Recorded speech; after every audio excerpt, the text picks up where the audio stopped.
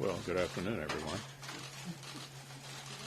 Some of you are probably wondering what's left to be said after listening to all this for the last 2 or 3 weeks. As you know, I'm occasionally rather parsimonious with my comments, and I thought it best to wait until this was behind us before having a more open discussion with all of you about what we've just witnessed. Let me start by saying I don't think any of you doubt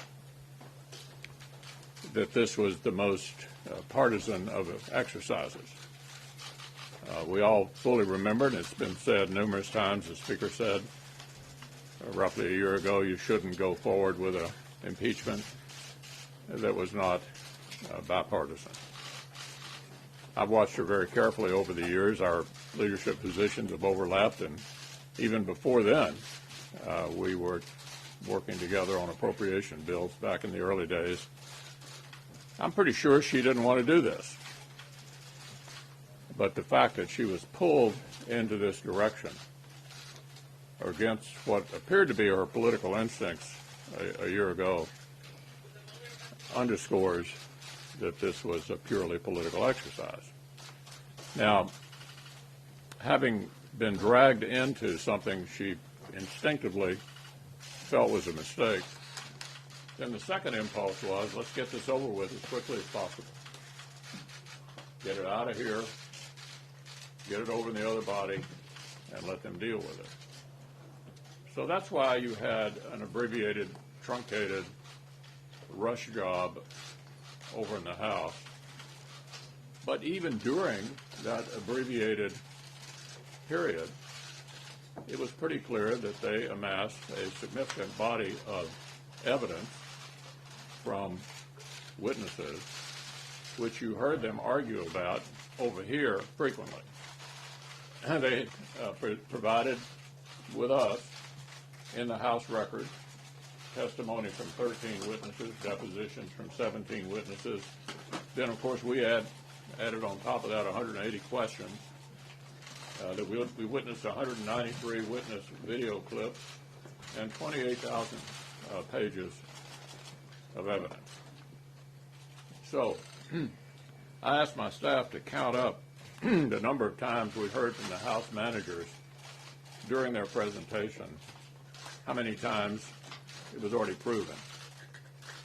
There were 60 times, 60, in which House managers said during their presentation to us that the case was either proven or proved, 60 times. There were 33 more times when one or more of the House managers said the evidence was overwhelming. So where did the nonsense about witnesses come from? I have a pretty good idea. After this thoroughly political exercise left the House and came over to the Senate, there was a lot of poll data taken. How are we going to sell this to senators? How are we going to sell it to the American people? Even though we already have all of this testimony and all of these witnesses, what polls well? Why, of course, if you ask the average citizen whether they think there ought to be witnesses in a trial, well, you're going to get an answer that you want.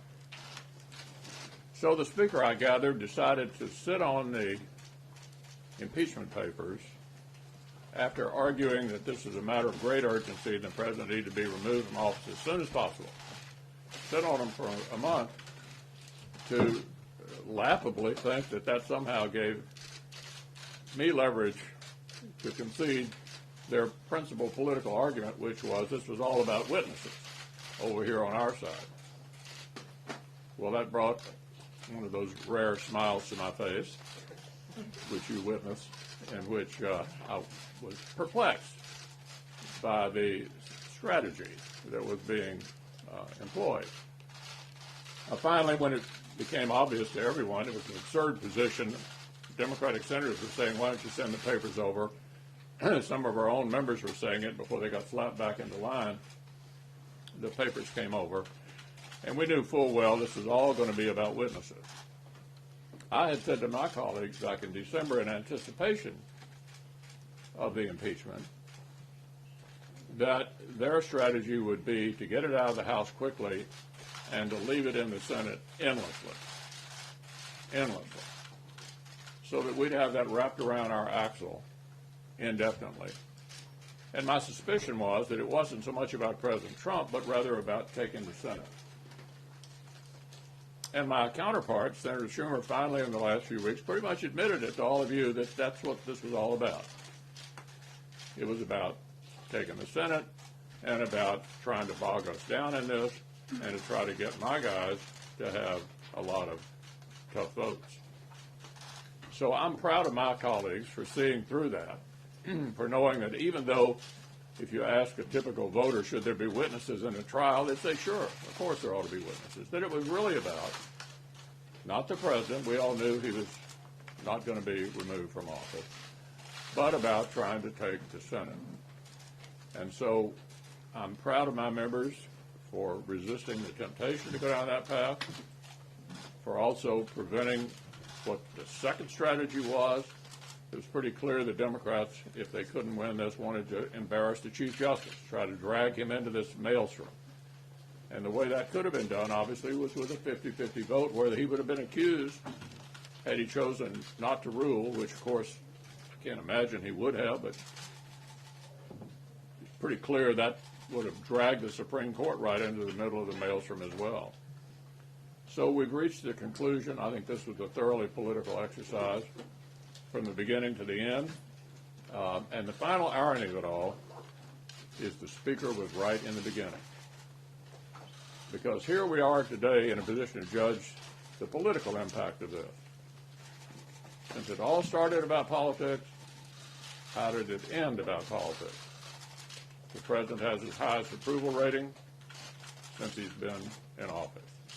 I can tell you as a poll watcher who's looking at polls and certain Senate races, every one of our people in tough races, every one of them, is in better shape today than they were before the impeachment trial started. So I'm not sitting here predicting what will be the biggest issue in November, but I can tell you this. Right now, this is a political loser for them. They initiated it. They thought this was a great idea. And at least for the short term, it has been a colossal political mistake. Several of your members have been critical of the president's conduct, saying it was inappropriate or shameful, as Lisa McConnell said. One of them, of course, today said he would vote to convict the president on abuse of power. Mitt Romney did. For you, why is it okay for the president to ask another foreign country to investigate a political rival? Now, Manu, I've been responding to you for years. And you know that what I'm here to talk about today is the political impact of this. We've completed it. We've listened to their arguments. We've voted. It's in the rearview mirror. And I think what's appropriate now is to weigh, since it all began for political reasons, the political impact of it. And I think it's pretty clear what I've already said is where we are right now. Yeah. Rob, is there room in the Republican Party for someone who votes for the president's conviction? Well, I was surprised and disappointed, but I still think that we had a great teamwork on this, and I think we're in a good position going into our Senate races and the presidential race with regard to this issue. There may be plenty of other issues between now and November, but I think we're in pretty good shape right now. Yeah. Leader McConnell, some of Speaker Pelosi's top lieutenants are already talking about next steps, subpoenaing John Bolton. Is there a serious political price to pay if they don't move on after impeachment? Well, you know, I've watched these impeachments over these investigations over the years by both sides. I really think the American people are more likely to focus at this point and for the rest of the year on what kind of shape is the country in. How are you feeling about things? Are you better off, as President Reagan put it, are you better off now than you were 4 years ago? Yeah, I think the investigations will go on. That's sort of what Congress does. We've done it when we were in the majority and there was a Democratic president. They've done it.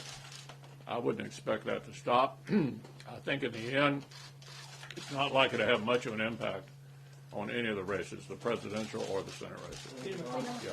Donald Trump Jr., just to follow up on Garrett's question there, is calling for Mitt Romney to be expelled from the Republican conference. Is there any chance that Mitt Romney is expelled from the Republican conference as a result of his vote to convict? Yeah, look, I was surprised and disappointed, but we have much work to do for the American people.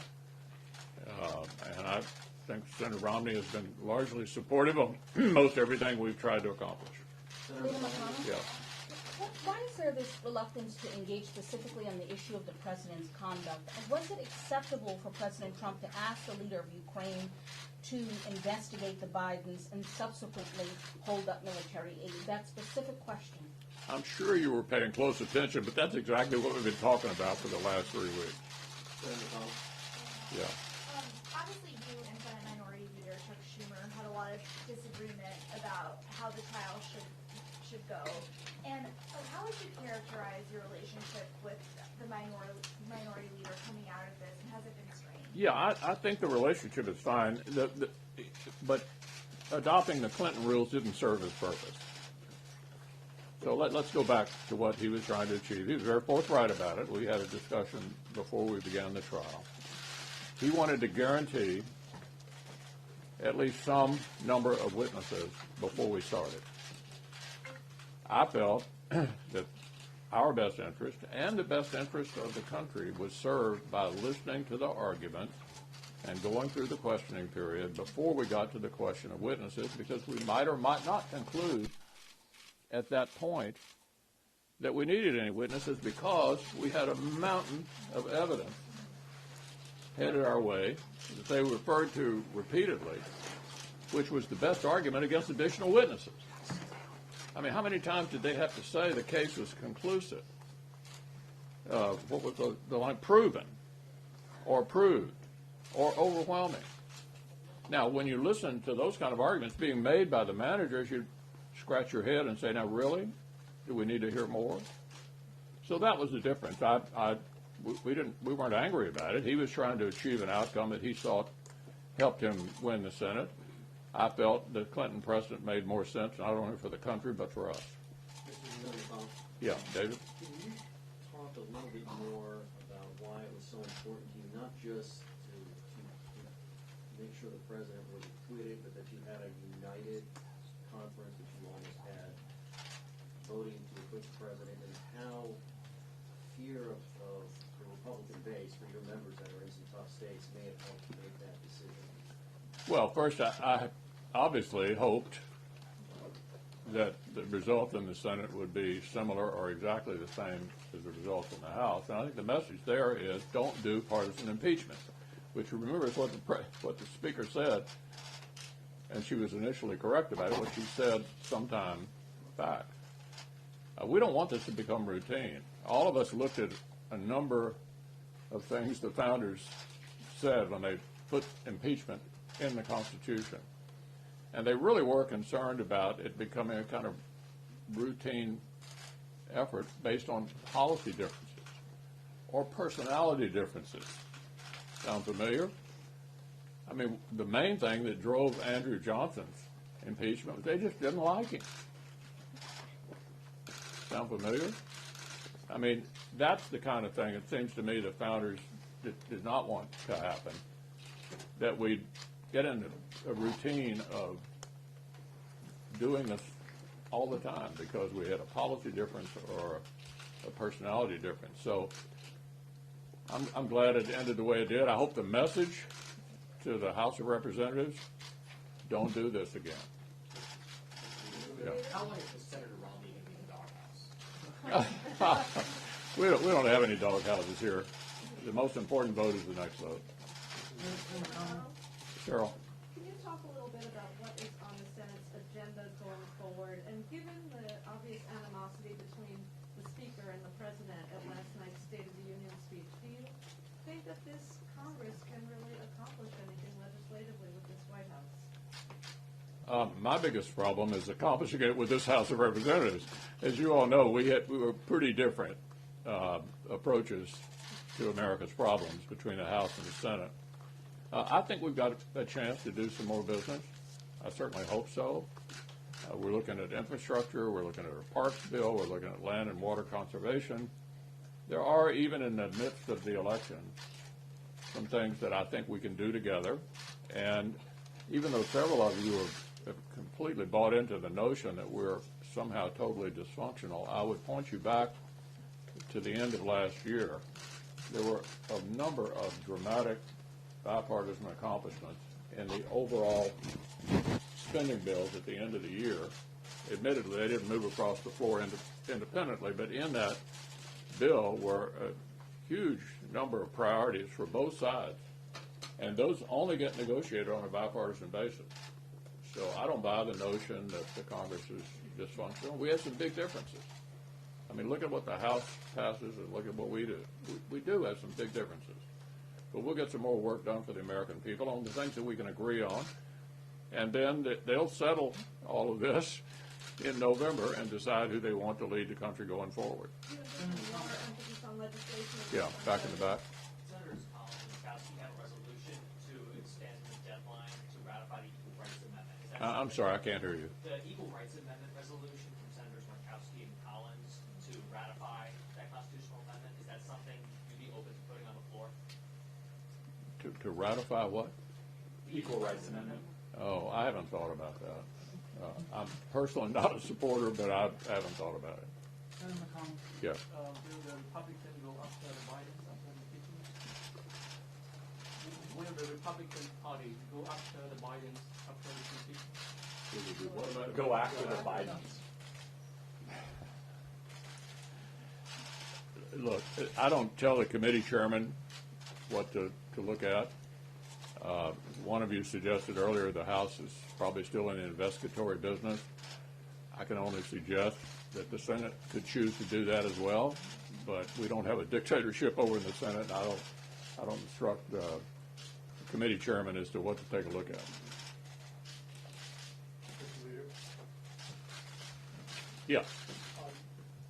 So you have avoided answering the question that Manu asked several times, including twice today. Would you like to make it the third time? Well, you just praised your members for taking difficult votes in a political environment.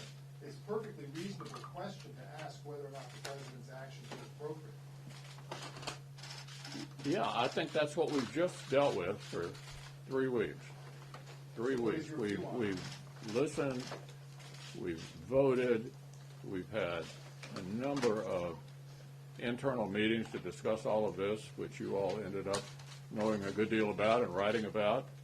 It's time to move on. This decision has been made. As far as I'm concerned, it's in the rearview mirror, and the consequences of it in terms of the future are up to the voters of the country to decide who they want to lead the government for the next 4, and in our case, with the class 6 years. I'm going to take one more. 3 Leader more. McConnell. Yeah. Leader McConnell, what do you make of the fact that the House vote was bipartisan against the impeachment, and in the Senate you had the opposite with Senator Romney being the only real leader? Yeah, I think you can. I think they're pretty clearly party line both ways. I think that's what you can take out of it. Pretty much party line in both chambers. Thanks a lot, everybody.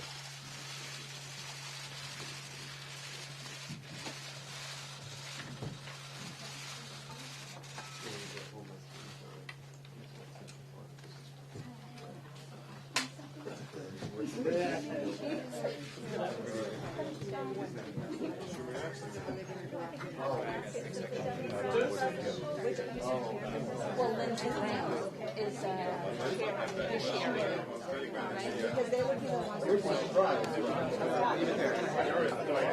Romney's joined the Democratic Party.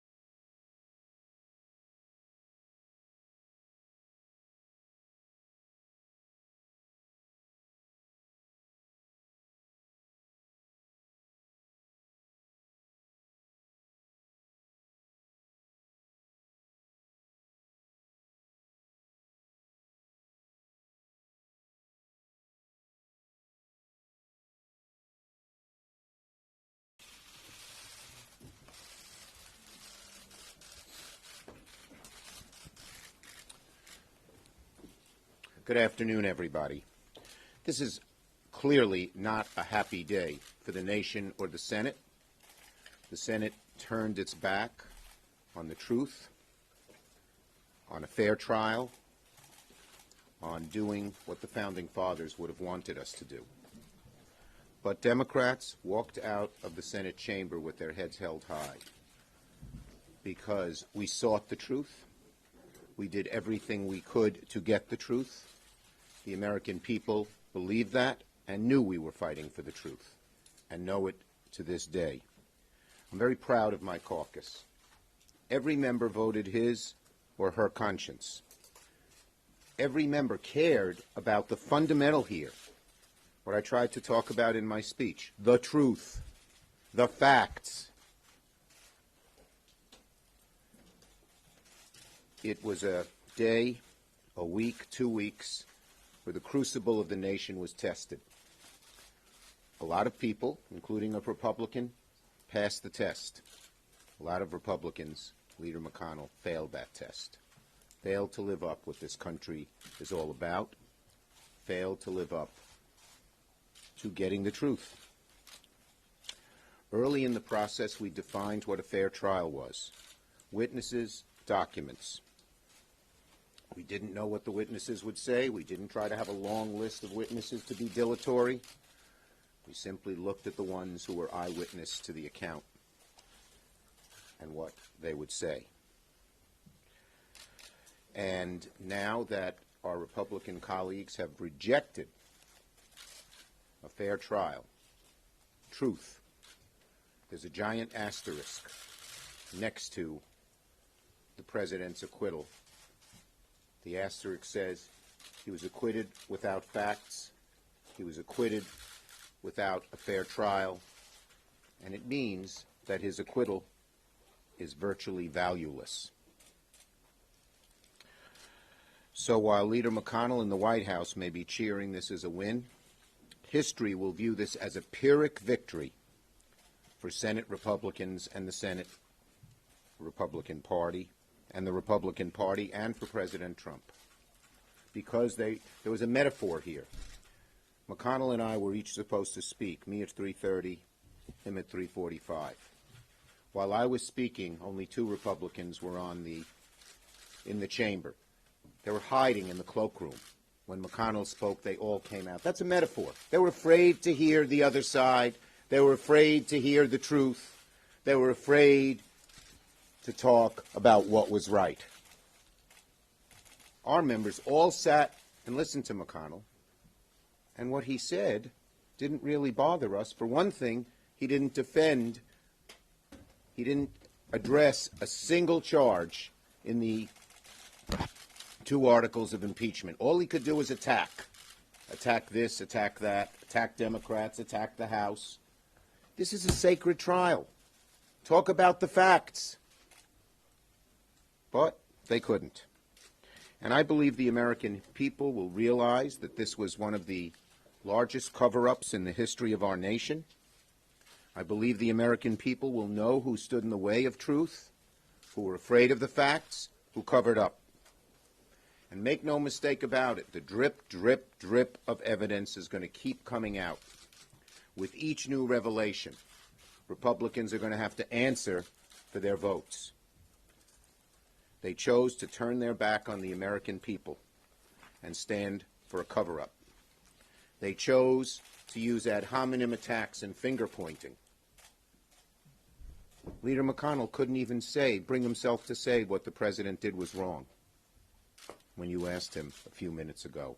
That's astounding. Maybe he believes what Dershowitz believes. This president can do anything he wants. So, as I said, we always knew it was an uphill fight. No one had illusions that the president would be convicted. But we made the fight for truth, and we made the fight for facts, and it created a bipartisan impeachment that can never be erased from history. Never. And by the way, the chart McConnell had, was as deceptive as most of his arguments. How many of those witnesses were allowed by President Trump on that chart? 0. How many documents were allowed by President Trump in the impeachment trial? 0. He criticized the House, but he's claiming credit for their witnesses, which weren't all the witnesses they wanted. So I'll take some questions. Yes, Ken. How important will it be politically and historically that this was a bipartisan vote, and what was your reaction when you found out it was going to be?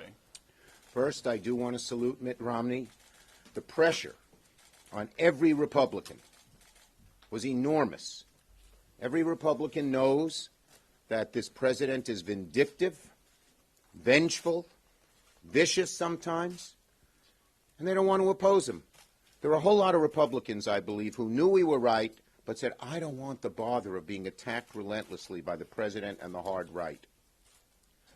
And so the fact that this is bipartisan holds up a beacon as to what was right and what was wrong.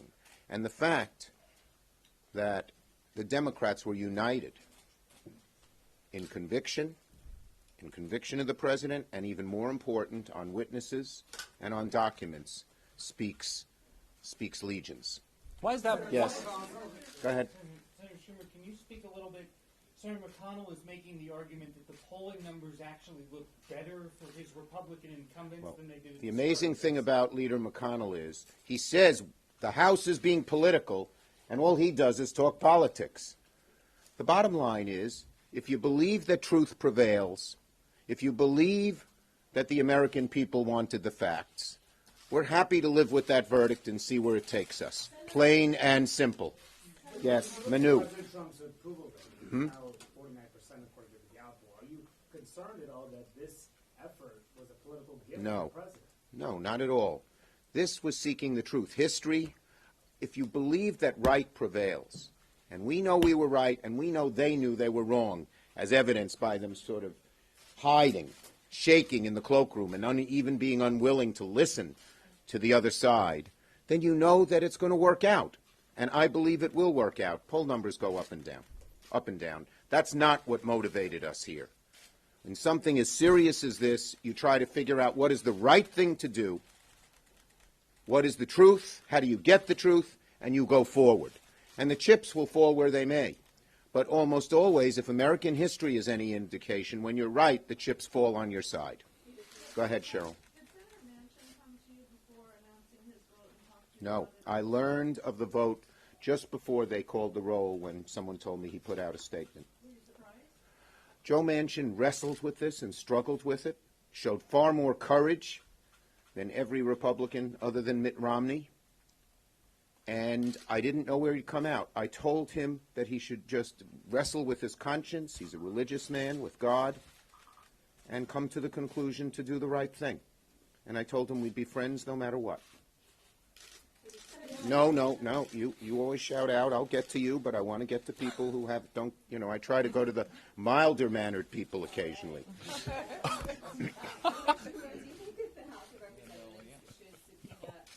That'll be up to them. I'm not going to get into that. Do you think that if they do, what should happen? I'm not going to comment on what the House of Representatives should do. As I said, I thought they did a very fine job. I don't have any second guessing of them. And the irony is they did a far finer job than the Senate did under Mitch McConnell's leadership. Mitch McConnell covered it all up. The House didn't. Nope. Yes, back there.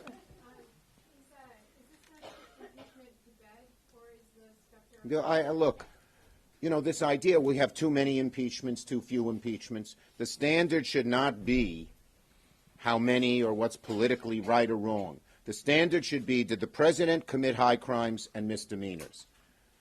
I think it's conclusive that the president did. And if the president does it in 3 months, they should impeach him again. And if the next president does it, they should impeach him or her. The bottom line is very simple. This idea that the election should decide, if the Founding Fathers thought elections should decide, they wouldn't have put impeachment in the Constitution. They obviously said there are some instances where impeachment should decide. And there was no term limits then. So it's not that, second term is okay and all of that. It's the most ridiculous argument that elections should decide when the Founding Fathers put impeachment in the Constitution. Yes? Ukraine was the prime of this trial. Yes. Do you feel that Ukraine can become a toxic issue in legislation?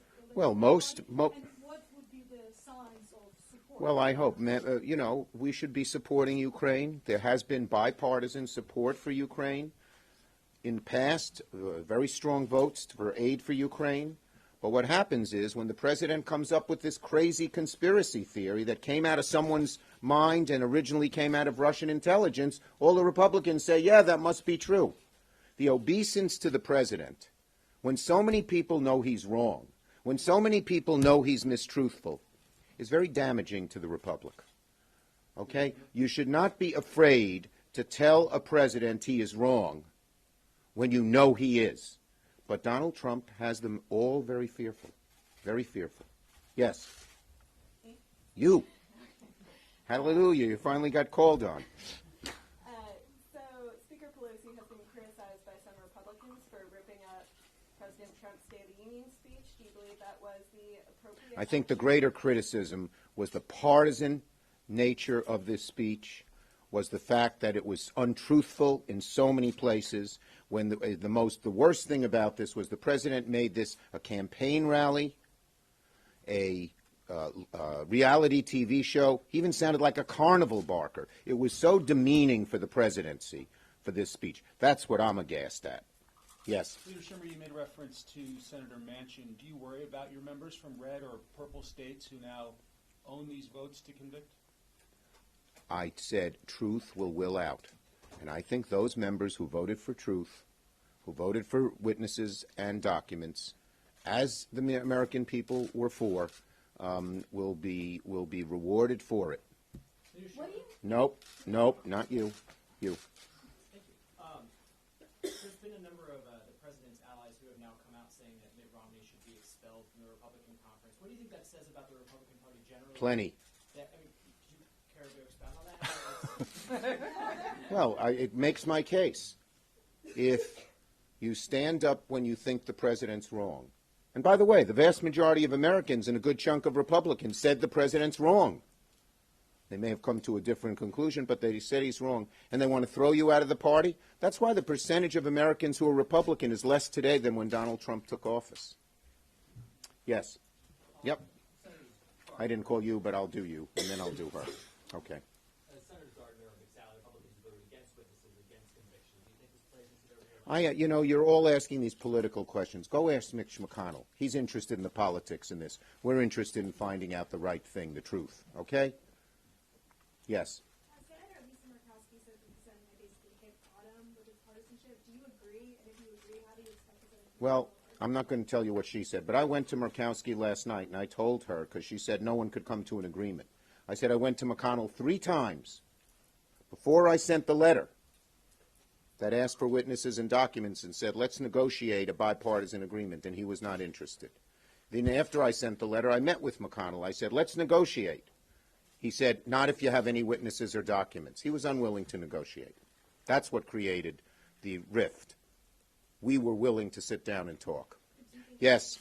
Related to the risk that you're talking about, earlier Leader McConnell said that despite these partisan divides that have occurred and despite the fact that it is an election year, he does still think that there are things that Congress can get done together. Do you agree with that? Well, I'd always want to try, but it's laughable. This is Leader McConnell. I think Dick Durbin mentions it. We've had 27 amendments on the floor, 6 of which were forced by Rand Paul. Leader McConnell has day after day, week after week, month after month refused to put things on the floor to debate. It was laughable that he said impeachment's getting in the way of getting things done. The only thing he's getting done is trying to put all of these right-wing judges on the floor that can pass with 50 votes.